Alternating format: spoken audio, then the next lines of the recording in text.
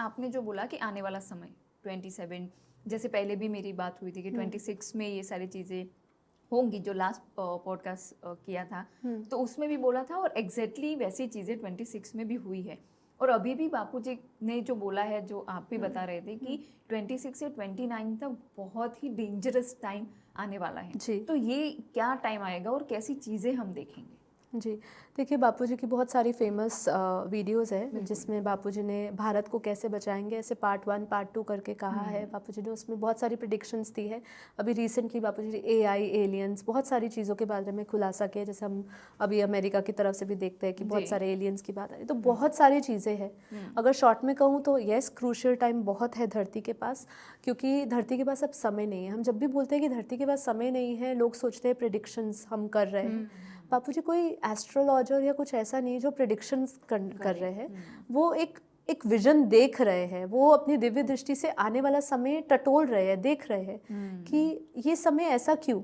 ऐसा समय देखिए, हमारे पास बापूजी ने कहा था 2026 में ऐसे दृश्य बनेंगे जो हमें सिविल वॉर की ओर लेकर जाएगा, जो वर्ल्ड वॉर की ओर लेकर जाएगा। आप देखिए, इसमें मेरे को कुछ कहने की ज़रूरत नहीं है। हम 2026 के शुरुआत से लेकर ही देख रहे हैं कि प्रोटेस्टर्स, जेनजी, उससे पहले नेपाल में जो हुआ, उससे पहले जो अभी ईरान इजराइल में हो रहा है, अमेरिका का बीच में आना, बहुत सारी चीज़ें हो रही है। जातिवादों पे लड़ाई होना, धर्मों पे लड़ाई होना, ये सब चीज़ें बन रही है। क्योंकि देखिए, सबसे बड़ी बात समझ रहे हैं, ये हम जो देख रहे हैं, जैसे कि हम इस स्थूल जगत में देख रहे हैं, इसकी सूक्ष्म जगत में प्लानिंग हो चुकी है।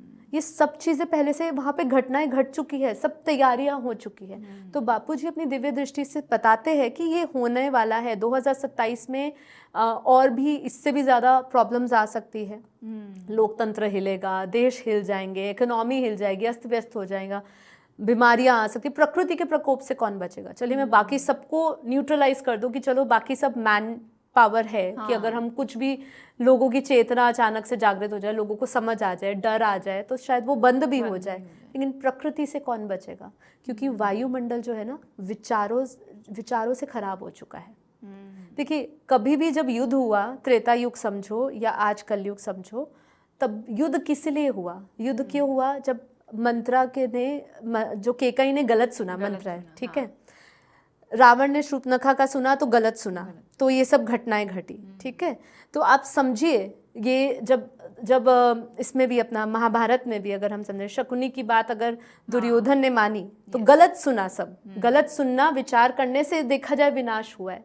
विनाश के लिए कौन निमित्त बना है? तो ऐसे ही विनाश के लिए निमित्त हमारे विचार बन चुके हैं। इसलिए बापूजी कह रहे हैं कि अगर 2027-28 में अगर आत्म जागृति नहीं होती है, लोग जगते नहीं है। जगना मतलब क्या? ये जो बेहोशी, जो समझ रहे हैं कि ये सब कुछ चलता रहेगा ऐसे ही। क्योंकि अगर हम देखें कि ब्रह्मा के 100 साल है, अब खुद इमेजिन करिए, हमारी तो जनरेशन चलो और 20-25 साल जी ली, अब हमारे बाद वाली जनरेशन का क्या फ्यूचर है, जिनके पास ना स्पिरिचुअलिटी है, ना उनके पास भगवान का कोई सहारा है, जो भगवान को नहीं मानते, जो राम को गलत कहते हैं, कृष्ण को गलत कहते हैं, जिन्होंने कभी वेद उपनिषद शास्त्र नहीं खोले, जिन्होंने भगवत गीता नहीं पढ़ी। भगवत गीता से ही शुरू करिए और किसी महान ग्रंथ पे मत जाइए। उनका फ्यूचर क्या? तो आप खुद सोचिए कि अगर हम 5 साल से बाद की दुनिया देखते हैं, 10 साल बाद की दुनिया, तो ये तो बढ़ता ही जाएगा।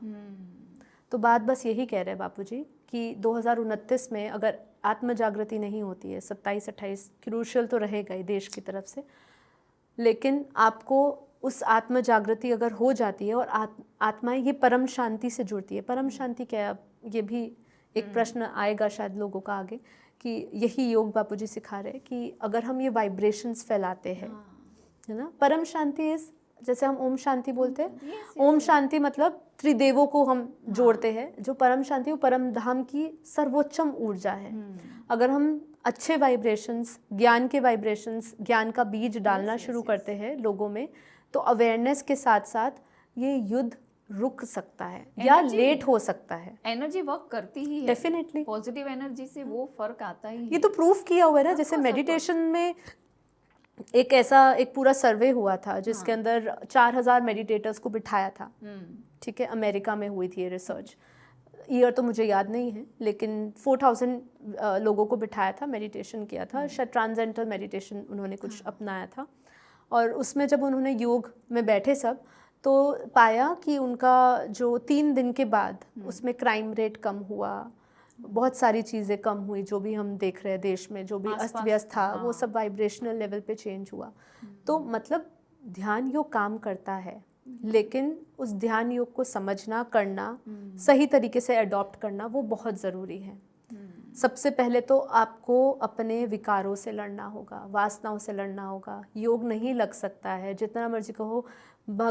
कोई संत वन में बैठा हुआ वो भी सन्यासी नहीं हो सकता, वो भी गृहस्थी हो सकता है, क्योंकि उसके मन में गृहस्थ चल रहा है, शोर चल रहा है। और घर में बैठा हुआ भी व्यक्ति सन्यासी बन सकता है, क्योंकि उसका मन जो है सन्यास हो चुका है, सबसे कट चुका है।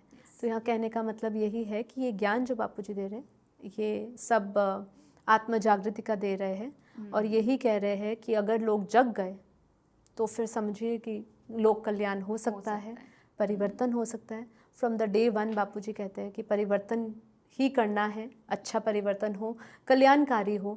बापूजी पूरी दुनिया को परिवर्तन करने की बात कर रहे हैं, तत्वों की परिवर्तन।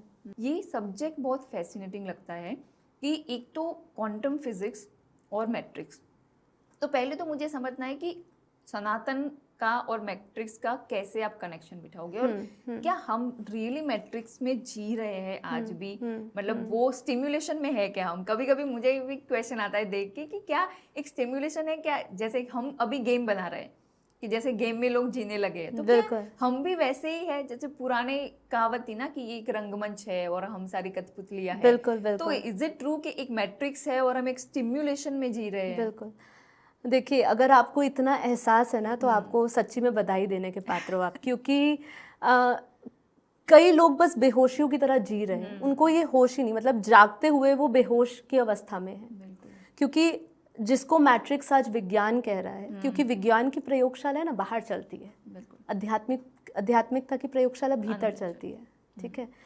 तो अगर हम बोले तो हमारे शास्त्र में, उपनिषदों में कई पहले ही ऋषि मुनि इसकी घोषणा कर चुके हैं, जिसको हम माया कहते हैं।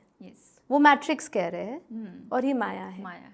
योग, अगर आप योग वशिष्ठ महारामायण पुराण में देखेंगे तो वहाँ पे योग वशिष्ठ कहते हैं कि ये जो हमारी जागृत अवस्था है ना, जो हम जी रहे हैं अभी, जगे हुए हैं, है ना, तो इस अवस्था, यही सबसे लंबा हमारा स्वप्न है, यही लंबा सबसे बड़ा स्वप्न है, और इससे अभी सबको जागना बाकी है। देखा जाए, अब देखिए मैट्रिक्स है क्या, बेसिकली मैट्रिक्स एक इल्यूजन है, माया है, ठीक है। विज्ञान ये कहता है कि ये जो कुछ भी दिख रहा है ये एक ठोस पदार्थ है, ठीक है। अब ये जो ठोस पदार्थ है, अगर हम ध्यान से इसमें समझे, थोड़ा सा क्वांटम भी साथ में आ गया कि भाई अगर हम इसको ध्यान से देखें, ठोस है नहीं, इसके अंदर और सूक्ष्म में जाओगे तो आपको ऊर्जा मिलेगी। जब आप और उसके भीतर जाओगे तो ऊर्जा का जो स्वरूप होता है वो आपको मिलेगा स्पंदनों और तरंगों के रूप में, जिसको हम वाइब्रेशंस कहते हैं। हमारे शास्त्रों में इसकी पहले से ही घोषणा कर दी। जब अध्यात्म इसको समझता है तो वो चेतना के स्तर पर समझता है, और जब विज्ञान समझता है तो वो ऊर्जा और स्पंदनों की बात करता है, एनर्जी वाइब्रेशंस इसकी बात करता है।